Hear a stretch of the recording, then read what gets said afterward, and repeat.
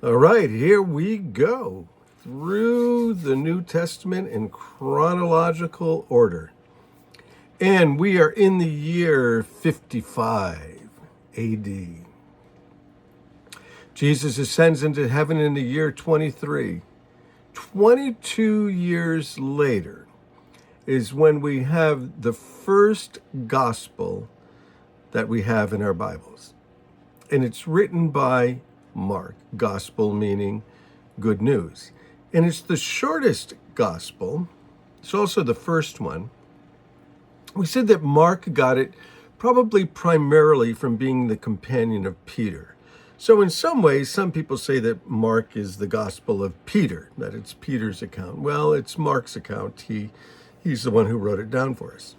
And we said, well, what did people do before that? Where did they get the gospel? Well, they got it from the apostles, of course. Those who had walked with Jesus in their teaching, they're starting churches, they're starting fellowships, doing all of the things involved with that.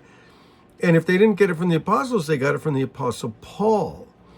And the Apostle Paul is the one that goes out and starts churches outside of sort of Israel proper. And he's the greatest theologian there is. So he's able to show everybody how the Old Testament points to Jesus. But not the full account of a gospel that Mark gives us. So his is the first one. And we're thankful to have it because we are looking at it right now. And we have 4 gospels written by 4 different people. And we said that the Gospel of Matthew was all about the fulfillment of the Old Testament. Mark, he's not so much about words, but about action. And so if you look in Mark's gospel, if you have a red letter edition, there's at least half of it is not the words of Jesus. It's the actions of Jesus. And then, of course, you have Luke, the physician, the Gentile. And so Luke, the physician Gentile, he ends up writing a lot about the compassion of Jesus and the inclusion, how other people were included in the gospel with Jesus. Well, you would think so from a Gentile Greek. Makes sense, right? So here's Mark, chapter 2. A few days later, when Jesus again entered Capernaum, where he had sort of set up his headquarters, so to speak, the people heard that he had come home. They knew that that's where he was residing now, that's where he's living, that's where he would come back to. And they gathered in such large numbers that there was no room left, not even outside the door. And so he preached the word to him. Which is what Jesus is always doing, preaching the word to him. And this is in his hometown, and people are waiting for him to come back. He's doing amazing things.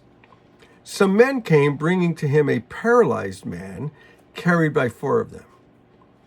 Since they couldn't get to Jesus because of the crowd, they made an opening in the roof above Jesus by digging through it and lowered the mat where the man was lying on. Now, this is sort of interesting, right? That, because you would think if you came to my house with the sloped roof and the plywood and underneath it, and then, the shingles, the asphalt shingles, it'd be a big mess. You'd be up there with sawzalls and all kinds of stuff tearing the roof apart. Well, their roofs were a little bit different, and it's possible it's even a thatched roof. Very possible. But they went and they lowered the man down. But this is amazing that Mark is showing us how desperate people are to bring their friends to Jesus. And I would challenge us, are we desperate to bring our friends and family to Jesus? These guys were. They couldn't get to him, so they dug the hole in the roof. And when Jesus saw their faith, he said to the paralyzed man, "Sons, your sins are forgiven." Kind of interesting, this issue of faith. Like, can my faith be useful for other people in their situations? I think so. I can pray. I can bring my friends to Jesus and believe that Jesus would do something. This sort of intercessory prayer, right? That I stand between my friend who has a situation and Jesus, and I bring that situation to Jesus. Can that intercessory prayer actually accomplish something? I think so. Here, he sees the faith of the friends, and he responds. Now, some teachers of the law were sitting there thinking to themselves, I don't like these verses where Jesus knows what you're thinking. And they said, why does this fellow talk like this? He's blaspheming. Who can forgive sins but God alone? They're right about that. who can forgive sins but God alone. So they're concluding that Jesus is making himself equal to God, and they're right. He is, because he is God.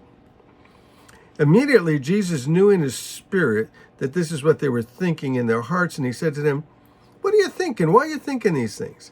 Which is easier to say to this paralyzed man, 'Your sins are forgiven,' which you and I could say that to the guy, or to say, 'Get up your mat, take up your mat and walk'?" Well, not too many of us could say that. But I want you to know that the Son of Man has authority on earth to forgive sins. So if he has authority to forgive sins, then he must in fact be God, and he can forgive sins on earth. And so he said to the man, "I tell you, take up your mat and go home," showing with the miracle that he had the authority to forgive sins. He got up, he took the mat, and he walked out in full view of all of them. And Jesus liked that sort of, they're all watching him go. This amazed everyone, and they praised God, saying, "We've never seen anything like this." And then once again, Jesus went beside the lake. A large crowd came to him, and he began to teach them. Word is spreading. There's something happening with this guy. And as he walked along, he saw Levi, the son of Alphaeus, sitting at the tax collector's bench. And we've said before that these tax collectors were collecting taxes for Rome from the Jewish people.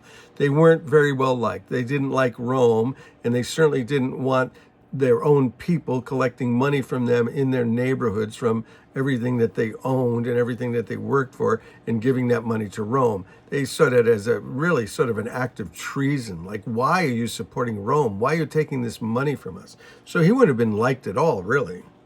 But he would have been influential because he's connected to the neighborhoods and he's connected to Rome. And Jesus walked by him and he said, "Follow me." Jesus told him, and he got up and he followed him. You know, this guy already in his mind and in his heart, like he knew, that there was something more to life. And so often we think that people that are in positions like this tax collector, well-connected, wealthy, friends with government, connected in the neighborhood, even if he's not necessarily liked, we think, well, their hearts are hard. Well, this guy knew. He was ready. Jesus said, "Follow me." He went. Don't be afraid to invite people. While Jesus was having dinner at Levi's house, many tax collectors and sinners were eating with him and his disciples, for there were many who followed him. And when the teachers of the law and the Pharisees saw him eating with sinners and tax collectors, they asked the disciples, so they sort of gossip, "Why does he eat with sinners and tax collectors?"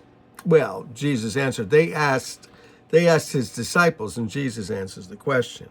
And Jesus said, "It's not the healthy who need a doctor, but the sick. I haven't come to call the righteous, but sinners." So it's not, those who are already well, those who are already following God, already religious, already connected to God that need the message. It's those that aren't. And Jesus said, that's who I came to call. He also said, Jesus heals, he heals supernaturally. But he also affirms the use of doctors here, of physicians here, by saying, that sick people need a doctor. And Dr. Jesus is a better doctor. But he affirms healthcare like that. Verse 18, now John's disciples and the Pharisees were fasting.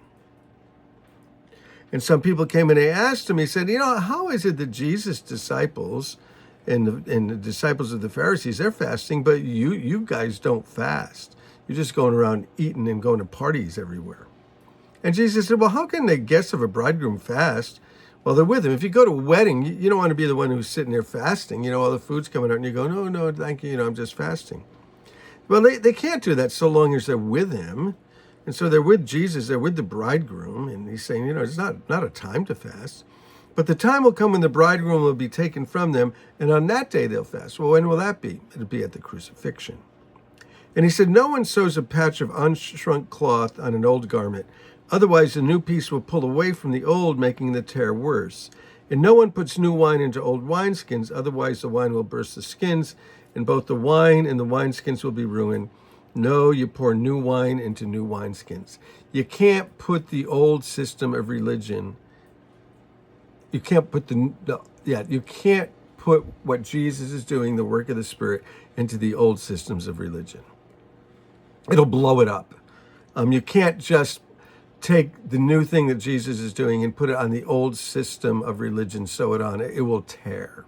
It will tear. It's a new thing. It's a new day. It's the Spirit. Get rid of the old and walk in the new. Cool stuff with Mark. Hey, a few more verses to read. Read those verses, and we'll continue in Mark. First gospel written. Bless you guys. Love you.